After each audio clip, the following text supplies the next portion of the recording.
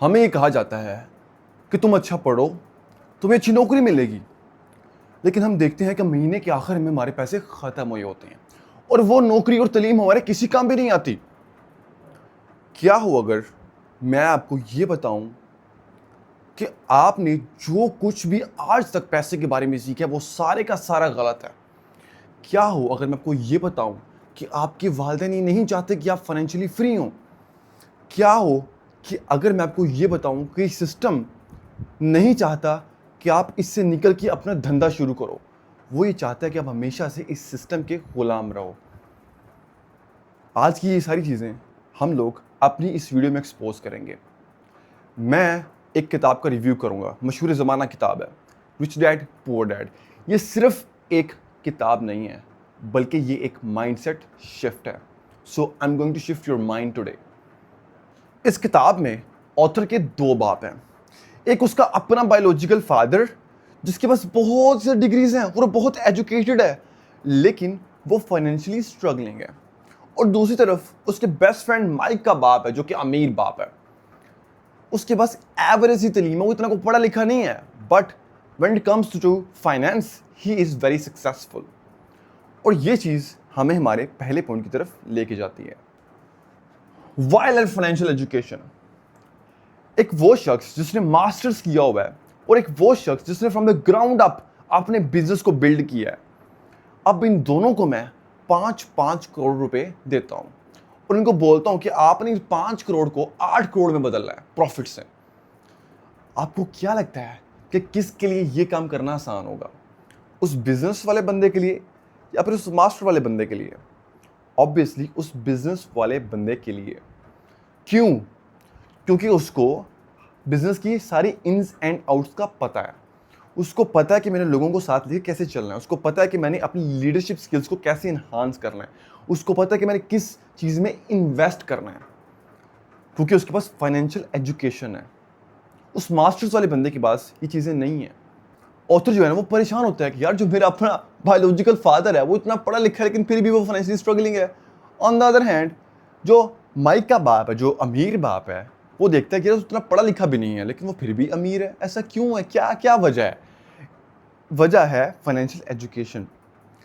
गरीब बाप अपने बेटे को बताता है कि तुम्हें अच्छा पढ़ना है ताकि तुम्हें अच्छी कंपनी में जॉब मिल सके। ऑन द अदर हैंड अमीर बाप अपने बेटे को बताता है कि तुम्हें अच्छी फाइनेंशियल एजुकेशन हासिल करनी है ताकि तुम अच्छी कंपनी को खरीद सको। गरीब बाप अपने बेटे को सिखाता है कि तुम्हें अच्छा रेज्यूमे कैसे लिखना है ताकि तुम जॉब को क्रैक कर सको। ऑन द अदर हैंड अमीर बाप अपने बेटे को सिखाता है तुम्हें अच्छा फाइनेंशियल प्लान कैसे लिखना है ताकि तुम इन फ्यूचर फाइनेंशियली फ्री हो सको। गरीब बाप सबसे पहले अपने टैक्स और बिल्स को पे करता है। ऑन द अदर हैंड अमीर बाप सबसे आखिर में अपने टैक्स और बिल्स को पे करता है और सबसे पहले वो अपने बिजनेस में इन्वेस्ट करता है। अब हमने इसको समझ लिया, what is the need to learn the financial education, what is the mantra to become rich. वो क्या चीज़ है जिससे अमीर अमीर होता है, what is the thing behind it, अभी वो समझते हैं हम लोग। मैं इसको रिमूव करता हूं। अब वो चीज़ है जी, एसेट और लायबिलिटी में फ़र्क। एसेट और लायबिलिटी में जिस बंदे ने फ़र्क समझ लिया ना, वो बंदा कामयाब है। अब वो क्या चीज़ है? एसेट कोई भी ऐसी चीज़ है जो आपकी जेब में पैसा डाल रही है, और लायबिलिटी, ठीक है, ऐसी कोई भी चीज़ है जो आपकी जेब से पैसा निकाल रही है। जब अमीर अमीर होता है ना, तो सबसे पहले वो अपने एसेट में इन्वेस्ट करता है, फिर उससे जो इनकम आती है उससे वो अपने सारे एक्सपेंस उठाता है। ठीक है, अब एक्सपेंस उठाता है और जहां से जो पैसे बचते हैं उनको दोबारा से अपने एसेट में इन्वेस्ट करता है। इस तरह से वो एसेट पे एसेट पे एसेट एसेट बनाता रहता है और उसकी इनकम इंक्रीज होती रहती है, और ऑब्वियसली फिर बाद में वो लग्जरीज बाय कर सकता है। On the other hand poor and middle class invest in liabilities, spend in liabilities, not invest. So they spend in liability. For example, एक मिडिल क्लास बंदे के पास 30 लाख रुपए आ गया, अब वो क्या करेगा? अब वो अमीर दिखने के लिए गाड़ी खरीद लेगा। हालांकि उसको गाड़ी खरीदनी नहीं चाहिए थी, हालांकि उसको ये चाहिए था कि 30 लाख से वो कोई बिजनेस स्टार्ट करता, और जब वहां से पैसे आते उनसे वो गाड़ी खरीदता, उसके पास गाड़ी भी रहती और उसका बिजनेस भी स्टैब्लिश हो जाता। So this is the financial education we need to understand. We stay poor because we don't invest in assets. Rich stays rich because they invest in assets. So that is the first point. We need to learn the financial education this way. Mind your own business. इससे क्या मुराद है? हम में से बहुत सारे लोगों को ना प्रोफेशन और बिजनेस का फर्क नहीं पता होता. हम में से बहुत सारे लोग सारी ज़िंदगी किसी के लिए काम करते हैं, उसको पैसा कमा के देते हैं, उसको अमीर बनाते हैं, उसके ख्वाब पूरे करते हैं, देन इन द एंड हम रगड़े जाते हैं.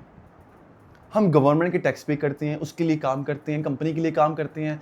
जब हमारे ऊपर कोई फाइनेंशियल क्राइसिस आता है तो इनमें से कोई भी हमारा साथ नहीं देता. So from the very start we need to mind our own business. हमें अपना बॉस खुद बनना है. हमें ऐसी एजुकेशन या स्किल्स सीखनी है जो इन द एंड हमें अपना बॉस खुद बनाए. This is a thing. हमें किसी के नीचे लग के काम नहीं करना. हम करेंगे तो थोड़ी देर के लिए, हम सीखेंगे. जब हमने सीख लिया then we move on to our own business. In the end अगर आपने फाइनेंशियली फ्री होना है तो you need to be your own boss. Now third point is that the rich invent the money. इससे क्या मुराद है? मुसन्नफ कहता है कि इस दुनिया में हर शख्स के पास कोई ना कोई हुनर है जिससे वो पैसा कमा सकता है, लेकिन उसके आड़े क्या चीज़ आती है? उसकी आड़े आता है उसका डर और खौफ. मुसन्नफ कहता है कि इस दुनिया में सिर्फ वही लोग कामयाब हो सकते हैं जो कि स्मार्ट, बोल्ड एंड एडवेंचरस होते हैं. ये दुनिया सिर्फ उन्हीं का नाम लेती है जो स्मार्ट एंड बोल्ड होते हैं. हम में से बहुत सारे लोग सिर्फ बैठे रहते हैं. वो सोचते हैं क्योंकि अपॉर्चुनिटी आएगी और हम उसको अवेल करेंगे. ऐसा नहीं होता. You have to get up and do some work. You have to get up and do some research. You have to get up and be a financially literate person. You have to get up and be a smart, bold and adventurous person in order to make money. मुसन्नफ कहता है कि आपको ये जो डर है ना, ये जो आपका डर है कि मैं कोई गलती ना कर दूं, मैं ऐसा ना कर दूं, मैं वैसा ना कर दूं, ये कभी भी आपको अमीर नहीं बनाएगा. People who avoid failures also avoid success. ये कॉन्सेप्ट चेक करें आप. Work to learn, not to earn. मुसन्नफ ने जो हमें कॉन्सेप्ट दिए हैं ना कि आप काम करो सीखने के लिए, पैसे कमाने के लिए नहीं. अब ये कॉन्सेप्ट ना बहुत सारे लोगों के लिए कंफ्यूजिंग है कि यार हम काम कर रहे हैं पैसे के लिए नहीं करेंगे तो फिर किसके लिए करेंगे? अब मुझे आप इस चीज़ का जवाब दो. क्या आप रैट रेस से निकलना चाहते हो कि नहीं? अगर हाँ है तो आप खुद से यह सवाल करो कि जिस कंपनी के अंदर आप काम कर रहे हैं उस कंपनी के अंदर आप वो ऐसी चीज़ें सीख रहे हैं जो इन फ्यूचर आपको फाइनेंशियली फ्री करेंगी. क्या आप ऐसा स्किल सेट सीख रहे हैं जो आपको फाइनेंशियली फ्री करेगा इन फ्यूचर? अगर नहीं तो आपको अपनी स्ट्रेटजी चेंज करनी पड़ेगी और आपको तलाश करना पड़ेगा ऐसे skill set, company, environment, education जो आपको इन फ्यूचर फाइनेंशियली फ्री करे. अब मैं एग्जांपल लेता हूँ मैकडोनल्ड्स की. अब मैकडोनल्ड्स जैसे बर्गर तो आप और मैं भी बना सकते हैं. उसको बनाने में हमें शायद महीना, 1.5 महीना, 2 महीना लग जाए. So nothing to worry about that.